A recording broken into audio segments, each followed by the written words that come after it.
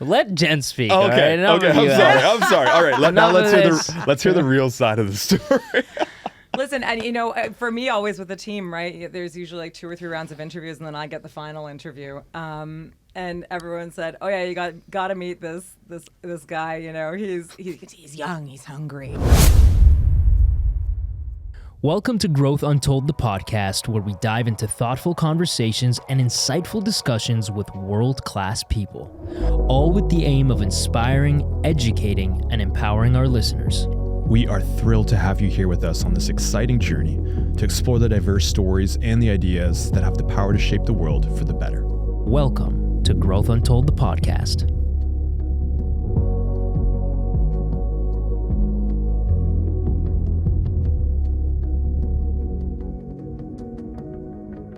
Growth Untold listeners, today we're diving into the world of film and entertainment with the leader from the Toronto International Film Festival, the largest public film festival in the world. Boasting expertise across agency and nonprofit sectors, I can personally attest, having worked with her, that she is one of the most charismatic individuals I know. She is a savvy marketer and a very authentic storyteller who is masterful at sales and building relationships. Folks, today we are joined by none other than the CMO, Jenn Frees. Welcome to the show, Jenn. Thank you Jenn very much. Frees, welcome. Excited to be here. Thank you for coming. Yeah. I'm with 2 entertainment aficionados too. I don't know. I don't get that credit. We all get that credit. Yeah, thank you. Thank you very much. So there's many. We're obviously going to dive into the Toronto International Film Festival part of this, but we want to talk about Jenn as a person. We want to talk about growing up. Where did you grow up? Like, because you had such an incredible journey, and you've always been a creative mind, great at building relationships. But where did this come from? Like, were like as a kid, were you like very chatty and talkative? Were you at sales at an early age?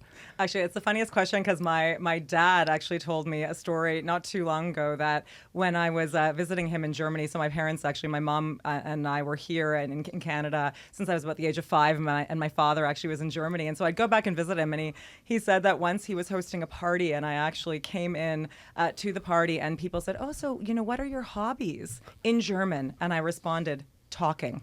I was like 3 years old. So yeah, this has always been a hobby of mine, to be chatty. And I think for me, I'm just really interested in people. I love relationships. I love people in general. I love all different sorts of people. And the more people I can get to know and, build those relationships with and learn from, the more I feel I'm growing as a person. So yeah, it's always been part of me. And I always had, big circles of friends. I never had kind of one clique that I hung out with. I was what I think elder millennials probably call a satellite back in high school. And I was always part of a lot of extracurriculars where, I had the opportunity to get to know people, do some good in the community, and do a lot of that storytelling that you were talking about. So did you travel a lot, or was it just Germany back to Canada? Always a lot of traveling. And I don't know, it's interesting. Like, my husband and I sometimes have disagreements. We've got a 7-year-old child, and he's always like, well, he's got to stay in school for, every day of the year unless there's a holiday. And I'm like, I don't know. I mean, yes, but I actually believe the best education is travel. Yeah. So we did a lot of traveling growing up. I was born in Germany, and my mother's from Austria, and I came over here when I was about 4 or 5 years old, and then my brother was actually still in Germany with my father, and so I was constantly back and forth. And I'm sure, as you all know, the cool thing about Europe is you can really get to another country in most cases in a couple of hours. And so from a young age, I was seeing a lot of different things, a lot of different people, a lot of different cultures. And I think that's actually what really inspired me to get into creative spaces is really seeing and understanding different cultures and exploring what different cultures bring to the human experience. And when was it in your young adult life that you felt, I'm going to go into marketing, this is my passion, or business, or what was it? Because, you're obviously on the money side too. So when did all that start to come together? Yeah. Well, actually in high school, I thought I wanted to be a journalist. Really? Yeah, because again, love storytelling, and I thought this is the way to do it. And then I don't know, I had a lot of conversations with a bunch of people, and they all said, no, we see you in a boardroom. I don't know what that means, but I was like president of my student council. Maybe it just felt like the natural kind of progression of things. I said, well, that seems like a practical degree. So I actually went to Western for business. So I got into the early acceptance program at Ivy.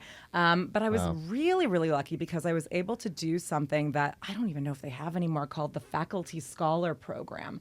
And it was where they actually, and I think this should actually be what everyone does if they're able to do it.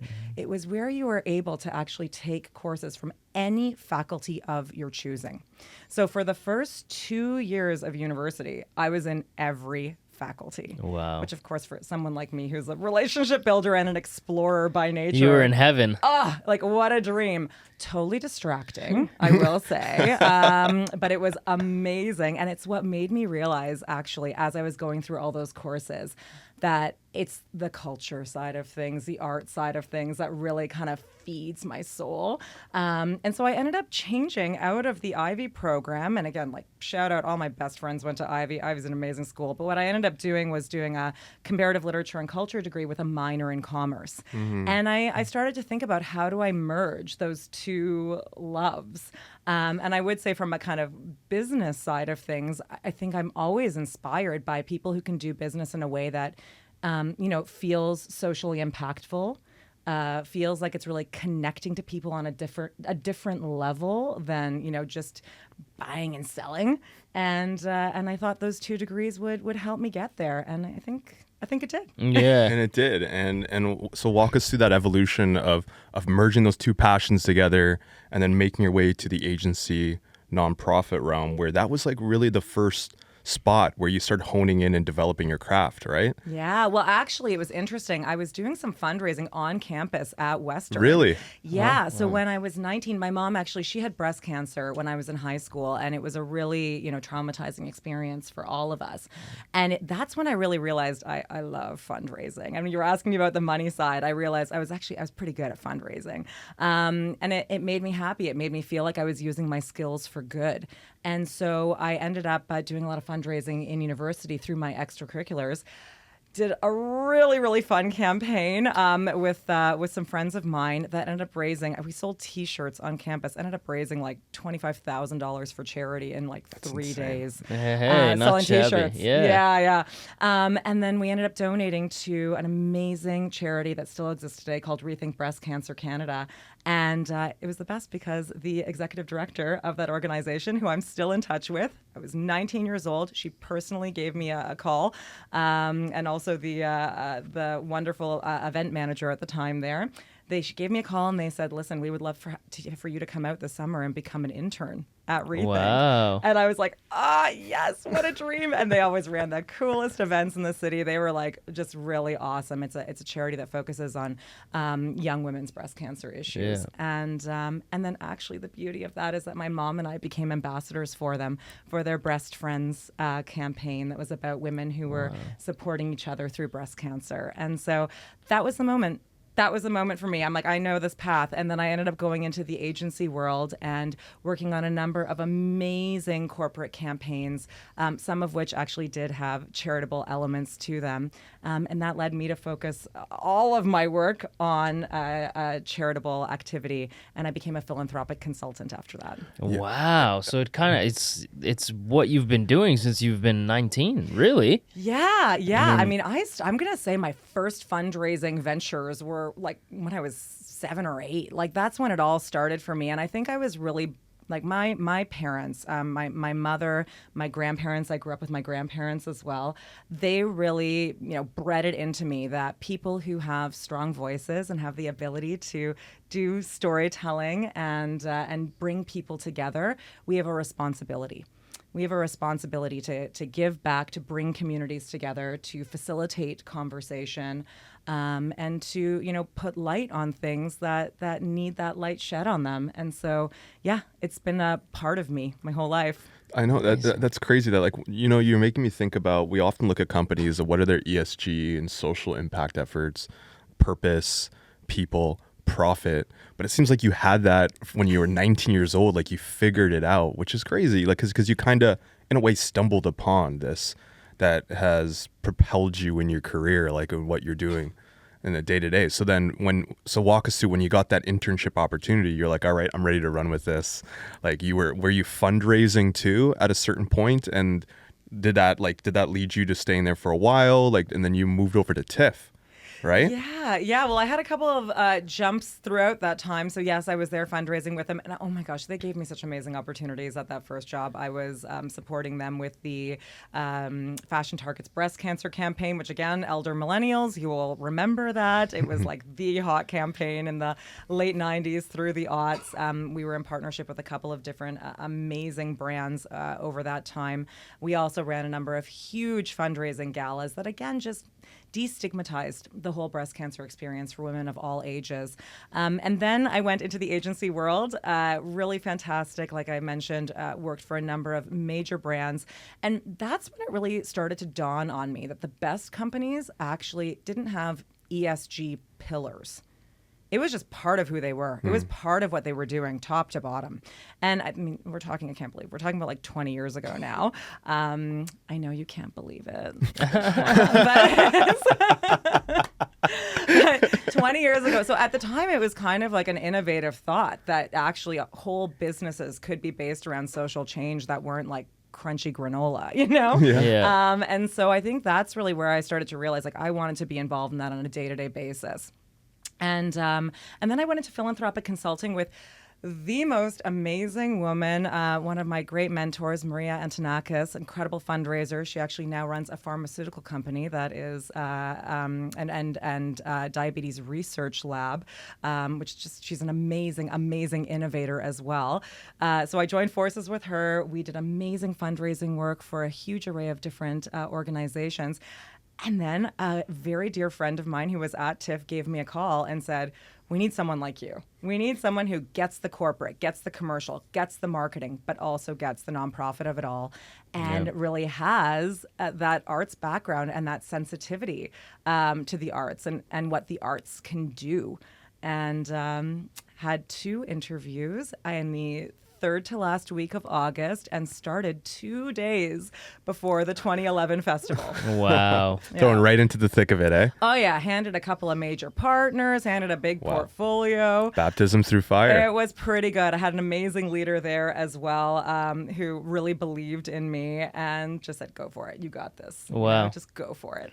And let me be really creative. And what was really interesting was the original intention was that I was coming in to do account management, but I quickly established myself as a sales leader, and so really, you know, was able to come in and bring in a bunch of really amazing brands and create stuff that hadn't really been done before. Like really have fun with it, and I think that's kind of my ethos now. It's like, how do we raise money? How do we, create really massive social change through partnerships, through philanthropy, through all the different ways that we're raising money. But how do we do that in a way that's actually going to be fun and innovative and get people feeling excited?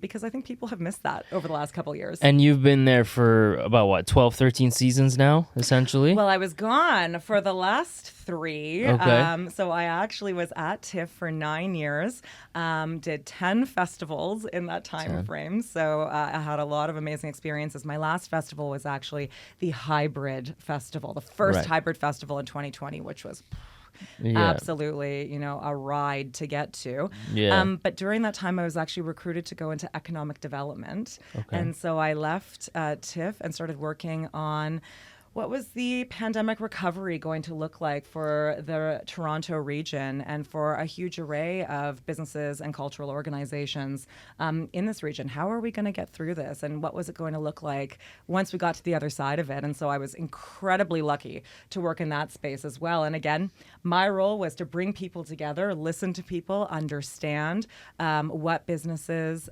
needed in that time, and then help support programs that were going to get them through it. And then TIFF called me back to work with them. Right. Yeah. So a lot of people, including myself, can't wrap their head around how something like TIFF is a non-for-profit. So can you walk people through, people know the festival side and they understand TIFF is the biggest festival on planet Earth, but how is it a non-for-profit? What are we raising money for? Walk us through that a little bit. Absolutely. Well, I mean, it's amazing to think that we're coming up on our 50th edition in 2025. Wow. Again, I am absolutely not old enough, but I did the 40th edition also. So coming back for 50 was like, oh my God. But it's been a very important part of the cultural fabric of the city of Toronto for that 50-year time frame. And I would say in the last 30 or 40 years, it really became part of the global cultural fabric. It is an absolute pillar of the entertainment industry. Absolutely. It's considered the bellwether of Oscar season. I mean, the building TIFF Lightbox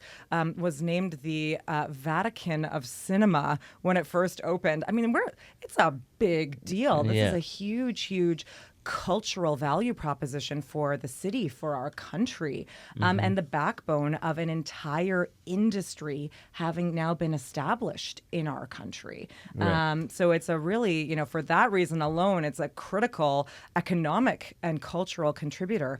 But beyond that, our purpose is to be the most welcoming and inclusive film organization on the planet, the most welcoming and inclusive festival on the planet.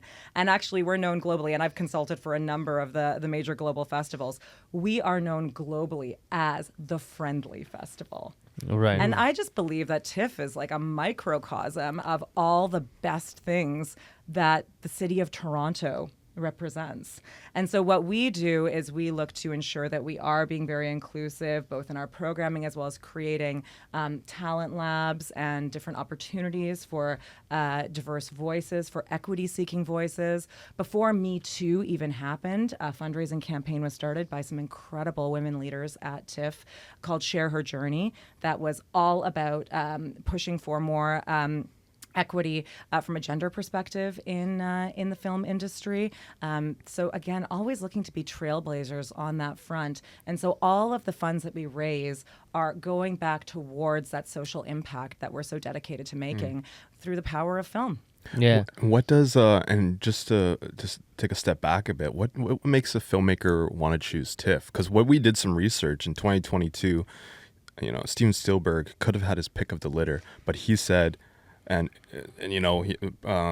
having his films premiere at festivals and something he typically does, right? But he wanted to have The Fabelmans premiere at TIFF. So walk us through the filmmaker's lens of always wanting to premiere their films at TIFF. Yeah. Well, what we've heard is it's because of the people. As you said, we are the world's largest public film festival. No other film festival on the planet has that same access to the public. It's like the biggest focus group you could ever imagine, right? So it's so awesome for the filmmakers and for the talent to be able to be in a theater and show their film for the first time and really get a big, diverse audience reaction. So aside from the fact that, yes, they can promote their films and there will be great media there and their industry colleagues are going to be there, and obviously it's an incredibly respected curatorial program. Like our programmers are so respected for only picking the very best. Beyond that, they get access to the people. They get access to the real life reaction to their art. And I can't even imagine what a beautiful and powerful experience that would be. And what we found is, oftentimes it's the people who end up choosing through the People's Choice Award that we have. They're the ones who are choosing the big award nominees, the big award winners every single year. So Toronto's got taste. And that's like a good segue. You set up the assist and the dunk for yourself. Sorry for the basketball reference there. But I don't know what you're talking about. Please don't use sports. You know exactly what I'm talking about. But go sports. But for the TIFFs People Choice Award, that has been such an accurate predictor of Oscar-winning success. It is the crystal ball of deciding American fiction, Green Book, a long list of films that the people have chosen. And then, it becomes either nominated or they've won an Oscar for the best picture. That's right. So walk us through that evolution of this and why has it become such an accurate predictor of success? Well, I think it does. It starts with our programmers. It starts with the fact that we have our finger on the pulse of what's going on globally in the film space. We are so dedicated to all of the relationships that we have. Again, TIFF is such a huge beast of an organization because we have to expand and maintain our industry relationships, our relationships with the local community, our relationships with international governments. I mean, it is an absolutely massive reach that we have and potential impact that we have across so many different stakeholder groups. And so it really does all start with understanding what's going on in the global context, what's going to land with people, what would be meaningful storytelling that is going to touch people in a really unique and special way for the time. And there's a word, I will say, there's a word that I always say is a very TIFF word, and we always talk about the zeitgeist, right? So what's going on in the zeitgeist? But that's what our teams are really good at identifying. Certainly our programmers are excellent at identifying that and then choosing those films that are going to have real meaning for the current world context. That's really where it lands. And then again, I will say, Toronto, unbelievable audience, unbelievable tastemakers. And we have actually seen in some instances filmmakers who have brought their films, shown them to the Toronto audiences, and then made tweaks based on the Toronto audience reaction to make them even better. Wow. And speaking of like augmenting, sorry, Mina, I just got so many questions here. Dude, ask away, my man. So sorry to interrupt you there, man. I got so many questions from my former colleague over Go here. ahead. We'll get into that too. Go ahead. Oh, no. I have dish. Oh, jeez. But I want to talk about you being, and just the word, it's overused, is a bit cliche at this point. It's pivoting. But during the pandemic, you spoke about it briefly, about the hybrid festival, augmenting it, changing it. And just the world and the way people are consuming films these days, right? It's so different. It's more of an isolating experience to streaming. So what is TIFF doing? Like, to walk us through, first of all, that experience of changing and adjusting the festival in a hybrid setting. And then what are you doing to continue to get more people in the box office? And Yeah. Well, I'll start with 2020. And I know they say pressure makes diamonds, but that was like a whole other level of pressure. Yeah. I remember it vividly. And we're actually right now about 2 weeks out from the 4-year anniversary when we had to close the doors of TIFF Lightbox, which was just like a really unbelievable experience, having those conversations leading up to that, being on the executive team and eventually having to make that decision. And then really quickly saying, what can we do? How can we continue to serve the audience? That was always our big concern. It was actually less about what were we doing for ourselves as a business or as a charity, and it was, how are we going to help people through this? What can we do? Because this is going to be hard for everybody. And so we quickly, and then this is where partnership comes in, and this is where partnership matters so much and why relationships matter so much. We quickly called up a number of our partners and we said, we need to create something. We need to create something new. We need to create something fast. And every other festival, every other organization, they were quickly trying to create their own streaming platforms. And we said, that can't actually happen fast enough for us in a meaningful way. So let's actually work with existing streaming partners and create the content that people come to TIFF for specifically, which is that talk content. Let's have talent call in and do introductions and do interviews with our CEO, Cameron Bailey, from their living rooms. So it was incredible. So within 10 days, we actually were able to put together an incredible program called TIFF at Home, where we were calling into celebrities in their living rooms and replace that TIFF Lightbox talk experience, that discourse that we were so well known for in advance of our screenings, and really make people feel like they were still part of a conversation. Mm-hmm. And I think that sort of answers your question around, people were isolated. Now watching movies has become more of an isolated experience. What TIFF does better than anyone is facilitate that discourse, help people see different points of view, really be able to have a conversation around those different points of view in a healthy way. And what's amazing is that when the doors were reopened, and I have to say I wasn't even back at the organization yet, but when the doors were reopened, I think there was some reticence for people to come back.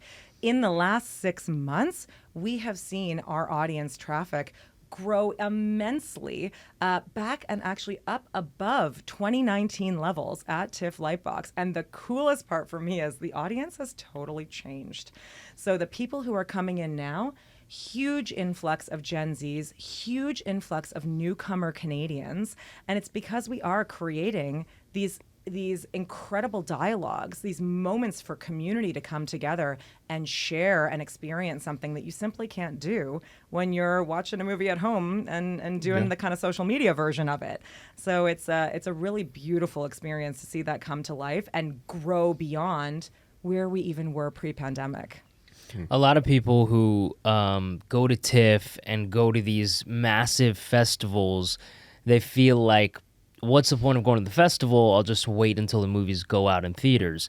But it sounds like what you're saying, the value proposition is really the events around the movies that people really are benefiting from at TIFF and at these festivals. Is that accurate? Would you agree with that? Yeah, and I would say there's something special about the cinematic experience. There's something special about sitting in a dark room with strangers and having big feelings. Like, when else do you do that, right? Right. And you can, there's something so special about the art experience. I often think to myself, your mouth is really the way for your brain to talk, right? Art is a way for your soul to talk. And I think we really feel so much when we're in that cinema. We can feel the energy from the people around us, You can feel and hear people crying beside you as you're feeling emotion, and you feel more connected to humanity. And that's what people say when they come out. They say, whether we have talent in the room or not, that's what they say really moves them and feels so special about TIFF. And we create these huge environments during the festival, where we got 2,000 people in a cinema having these big feelings together and then talking about it afterwards in a really healthy way. Right. Whereas opposed to when amazing. people go to the cinema, they're not really talking afterwards. They're just sitting in a dark room watching a movie and then going home after. Yeah, exactly. And we facilitate that conversation, right? And then the best thing is that in most cases, we are bringing out either experts on film or the actual filmmakers themselves and the talent themselves to talk about the experience of creating those films, or actually how they feel about the final piece of art that's been put together, and what they hope that's going to do for humanity, for the culture. And that's just like, it's such a cool experience and a rare experience to be in the same room with artists talking about art in that kind of size and scale. 100%. Yeah, like last year in particular, during and share as much as you feel comfortable with, but for the writers' strike, it was a challenge for TIFF to, especially, you still had an incredible festival. I might be biased because I went and saw some wonderful film premieres, thanks to Jenn, but the energy was amazing, like the visceral emotion of everybody in that room. Like even watching Dumb Money or that film, Next Goal Wins, was incredible. But one of the parts of the magic that makes TIFF so special is the access to the talent and seeing them and hearing them riff off and talk about it. And some of them couldn't come. So how were you able to perhaps replicate that experience for those festival goers? Yeah, and here's what I will say. I was really worried. So I came back to TIFF about 3 weeks before last year's festival as a consultant. Again, I love just jumping in. You Right love before. going in and save the day. You got to go save the We day. get it. Super Jenn. Okay. So I came in and with no intention of saving any day, but just, getting to know what was going on and getting to know the new teams and see how I could help out. And it was actually, I have to say, I was so worried. I was so worried people weren't going to buy tickets, that the public wasn't going to be as interested. Were they actually only coming for the talent was kind of the question. Want to know the crazy part? We actually sold more public tickets to last year's festival than ever before. Wow. And this is after all the strikes were well known. Everyone knew it's going to be tough for talent. Mm-hmm. The public still came. And that really speaks to the power of the total experience, as I mentioned, right? It really speaks to the importance of bringing community together, to the fact that TIFF, frankly, is such a part of the Toronto experience and the, great unique opportunities that the city of Toronto and the citizens of the city of Toronto actually have by having this incredible world-class organization, right? Putting on a world-class experience. Talent or no talent. But I will say we did actually have some amazing international talent come out. So, of course, the strikes primarily affected certain groups of talent. We were able to bring in talent from different continents that were less affected by the strike. Those were just like blockbuster premieres. It was incredible to see the fans come out. And I think that also speaks to the international nature of not only the city of Toronto, but specifically of TIFF. So when we were bringing in that massive international talent, I'm going to be honest with you, louder premieres, louder crowds than I've seen for the George Clooney's and the Brad Pitts in the past. So it speaks to the fact that we have such great respect and reverence for different cultures in Toronto and for different cultures' art. Yeah, and I think it speaks to the fact that you guys do, I think, a great job at pivoting and being able to pivot and, know that TIFF's going to be successful no matter what. And TIFF, for me, being from Toronto, being a Toronto actor, I'm incredibly proud to have a festival like TIFF in the city, especially it being, the premier festival in the world. I went to theater school here, and sometimes as like a theater kid, as a Toronto artist, we felt like TIFF didn't really serve us anymore because it had gone so commercial and gone so big. What are some of the programs that you guys have, whether it's a short film program or teaming up with other festivals, that you feel like you're investing back into Toronto local artists and making sure that talent is prospering? Yeah, no, we're very, for as global as we are, we're also deeply Canadian. And we also know the importance of our role in celebrating, platforming the Canadian talent that we have. And we're so proud of the work that we've done with massive, I don't want to say massive because when they started, they weren't massive, but Canadian talent that have gone on to enormous global acclaim. I mean, last year, for example, we celebrated Sean Levy with a tribute award.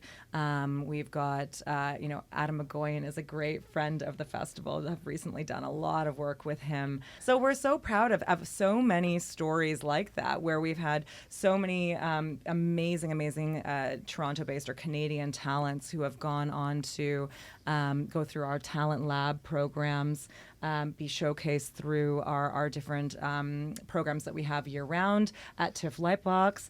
Our Next Wave program is probably my favorite program. It's our under 25 program that specifically focuses on, the up-and-coming talent. Emma Seligman, of course, one of the most celebrated new directors in Hollywood, came through that program.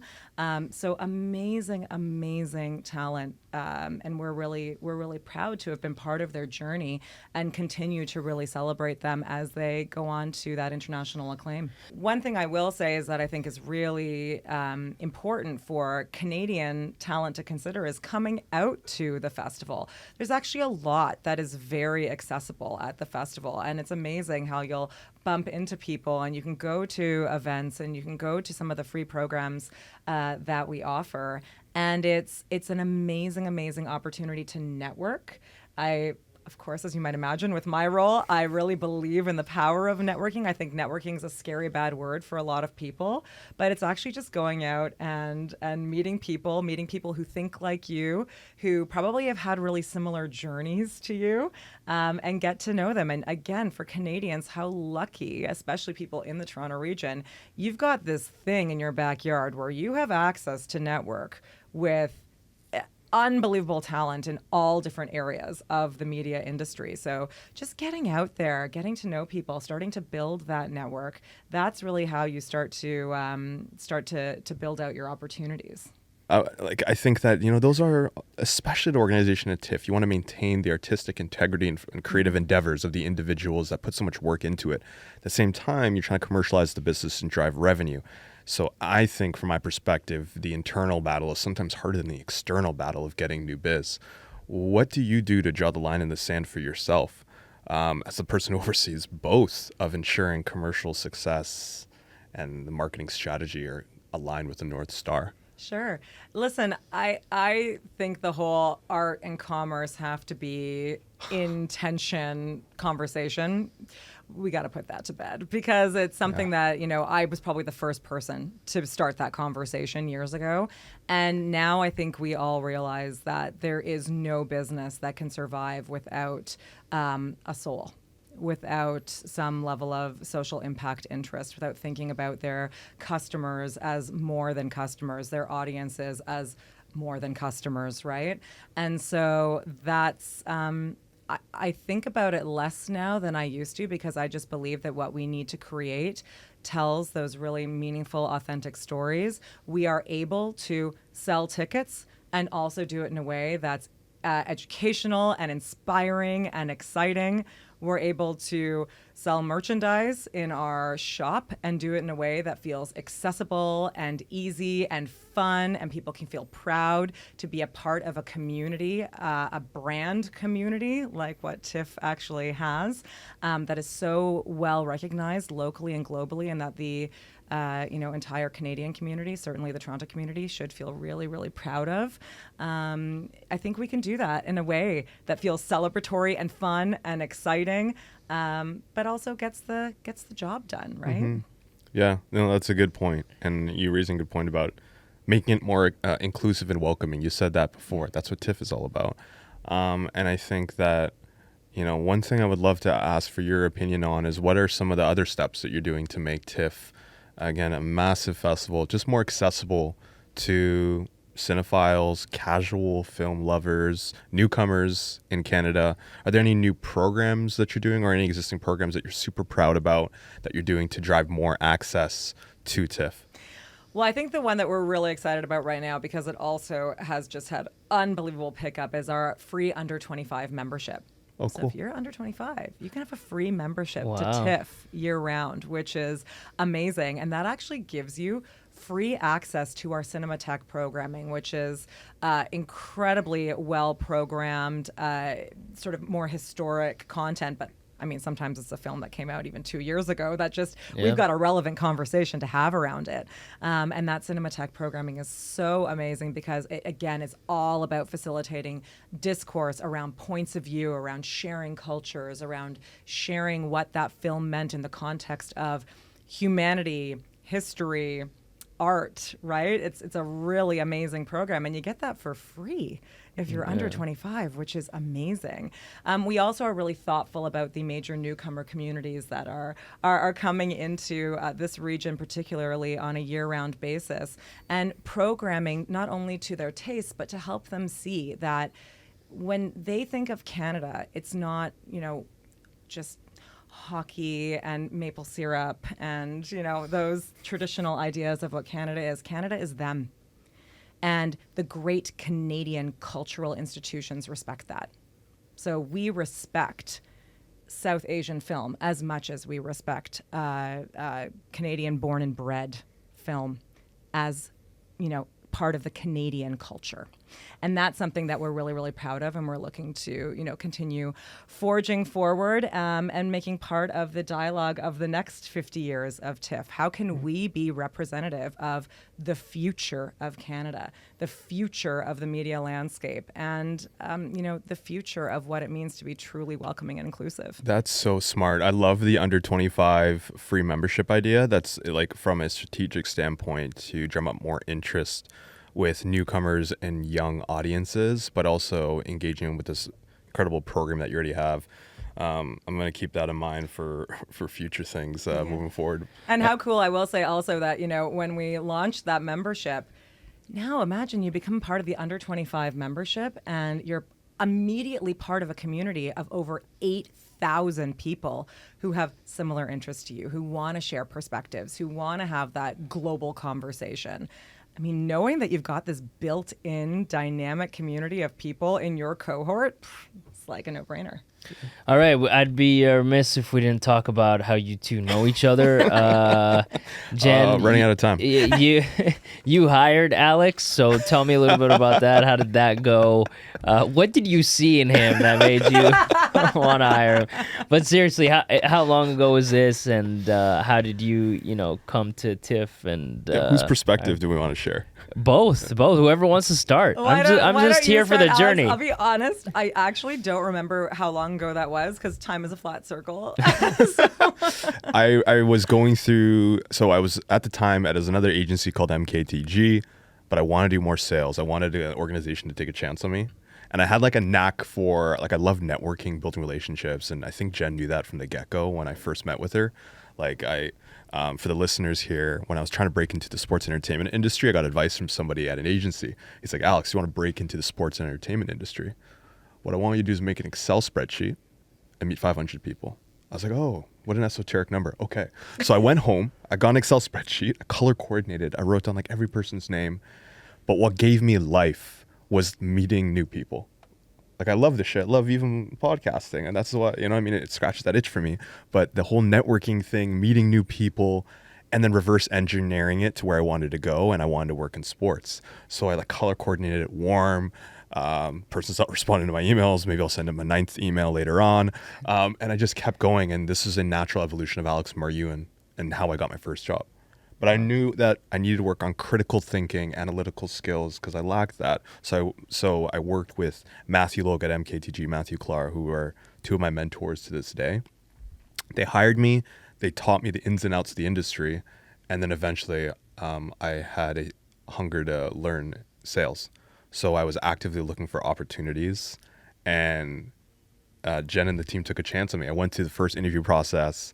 It went well. With Dotted Line Consulting, I believe is the company. Yes, our good friends at Dotted Line. Shout it out to Brianna. And then went through that, and then I interviewed with Jenn and Meredith, and then. And what was your role? I was a manager of partnerships, so manager partnership sales. That's right. So I had to go out there, get some deals, and so basically what you do now, but you did it on a more junior level at TIFF. Correct. And Jenn was a tough, direct, and great leader. Literally, Jenn was a super, I don't know, like I said in the beginning, but she was masterful at making you feel like you're on the same team. After pitches, I remember she would quiz us. What could you have done better? What were areas of improvement? Alex, you mispronounced the word. It's not probably. It's probably. It's probably. What is this? What language? This is not broken down Trinidadian. Okay, I know your parents are from Trinidad. I'm kidding. No, my God. We'll scratch that out, Randy. But that's what I think. That's what happened. I think we just went to the interview process. I think you saw something in me. Let Jenn speak. Okay. All right? I'm sorry. All right. Let's hear the real side of the story. Listen, and for me, always with the team, right? There's usually 2 or 3 rounds of interviews, and then I get the final interview. And everyone said, "Oh yeah, you got to meet this guy. He's young, he's hungry. The typical like." And then I met him, and I was like, "Oh man!" Firstly, all the charisma in the world, but for me, I could just see Alex was going to be inexhaustible. Right. And if you want to survive in business development, you gotta be a bit inexhaustible. And you gotta not just have a fire under you, you gotta have a fire in you, right? And I could see that. I could really see that in him, and he still has that to this day. And I remember once Alex was like, I love working with you. You're like a shark. You're always moving forward. And I was like, and hearing this, I'm like a VP, and hearing this from the new manager, it cracked me up. But also it was, I loved that because you had these you had the guts to say things, that were really fun. And I think we had great dialogue always. And the reality is you have to also be a little bit fearless in business development. And so I tend to look for that when I'm, talking to potential candidates and even, when I'm out networking and I think about, who's great. You can see who's great pretty quickly based on their approach and, again, their authenticity. And, I think Alex had that in spades. So it was always a pleasure to work with Alex. And such a pleasure to be here with you. No, thank you. Thank you very much. So as we wrap this up, if there's young professionals coming into the industry, and I'm not saying they want to come work at TIFF, but maybe they want to go work for any big company, a company that's a legacy company, let's say, because I consider TIFF a legacy company. What piece of advice or a couple of pieces of advice would you give them to not only land a job, but like you, start somewhere and be able to work their way up year after year and really establish themselves as, one of the go-to executives at the company? Yeah, I think it's firstly so important. When you first come in somewhere, just listen. Just listen, understand why do they do things the way that they do them. Before you come in and say, I'm breaking everything, we're going to do this a new way, which, again, please leave your mark at some point, leave a positive mark. You can't do that well unless you fully understand the business, the context of the business in that moment, why they've made decisions the way they've made decisions in the past, and then you can layer in your opinion. Then you can layer in the net new. So I'd always start with that.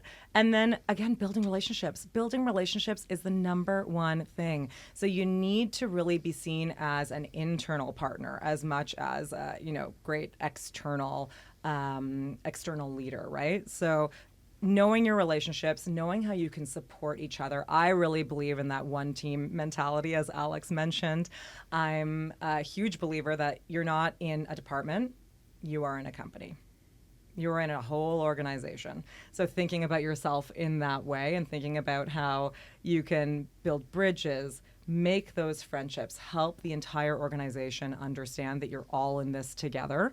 That's really important. And then I would say my third and final piece of advice, and this is something that I actually have to say I've really been working on more sort of more intentionally over the past couple of years.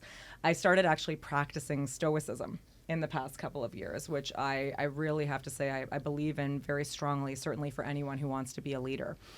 And the basic principle of it, I'm sure you probably have some sense, the basic principle of it, it's not, have no emotion, repress emotion. It's none of that. Obviously, I got a lot of emotion. People would never look at me and go, she's a stoic. But it's to stop and say, you're only in control of yourself. You actually can't control the world around you. You can't actually control people around you. You really are only in control of yourself. So always stopping and saying, what could I have done differently in this situation? What could I have done better in this situation? And so every step of the way, in hindsight, I've really looked back at my career and stopped and said, what would I have done differently now? What have I learned? How can I keep on learning to get better? And so now I no longer feel angry at people all the time or feel frustrated with people all the time. I don't feel like people are disappointing me. I just think about what could I do differently to help influence the situation in the optimal way. And that, I think, will lead you to better results and also help you become a better and more influential leader. Yeah, everybody. A lot of people are talking about Stoicism, and it also sounds the way you just described it. It's like not taking things personally, because we talk about that a lot, especially being an artist, of trying not to take things personally. And I think when you take things personally, it skews not only your perception of things, but your reaction to things. And if we could just all take a step back a little bit and view things a little bit more objectively, then I think that could help, especially what you just said there with you can only really control yourself. So, yeah. And it's funny when you think about like taking things personally is actually usually not taking things personally. It's reacting to others and others' reactions to you.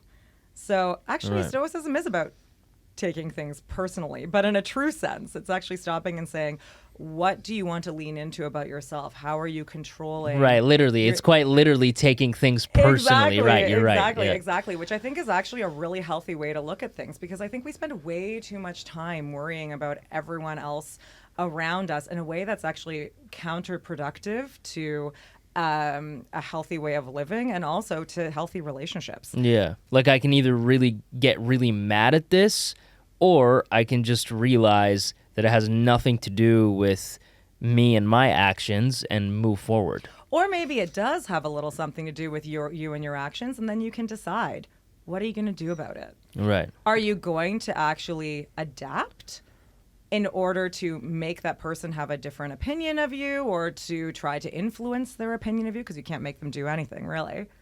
Or are you going to say, you know what? I don't need to influence in this situation, right? I don't need to actually do something about this.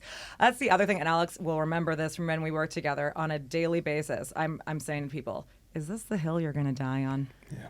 Right. So like, it's stopping and making those decisions. Sometimes on for what feels like lately, an hourly basis, I'm stopping myself and I'm saying, is this the hill I'm going to die on? Is this the right use of my energy? Because it takes a lot of energy for me to get through my day, waking up at 5:30 in the morning, sometimes not shutting it down till midnight or after midnight. I got to manage that energy wisely. Yeah. Yeah. And I want to live my life with positivity, and I want to live my life in a way that is shark-like, just moving forward. And so that really, you have to be thoughtful to do that. Yeah. I I'll think mention that's, that. I know, and I think that's it's an amazing way to maybe end off this episode. Jenn, thank you so much for taking the time to shed some more light on all of the incredible work you're doing with TIFF, your journey, the ups, the downs, how you've navigated. I think all of the listeners here can take away a lot of golden nuggets of things that they can apply to their life and their career. So thank you so much for taking the time. Thank you for taking time. Good luck to TIFF. Hopefully the pandemic, the strikes, everything is all behind us. So we'll have a good Locusts. run. We're waiting for locusts. Yeah. But no, we think we're good. We're excited for this year, and we're gonna see you both there, I hope. Yes. Fantastic. All right, awesome. All right. Thank you so much for having me. Thanks, Jenn. Thanks for tuning in and listening. Please subscribe, share, and join the journey of growth untold. Don't miss a single nugget. Hit that follow button now on Apple, Spotify, YouTube, and Instagram.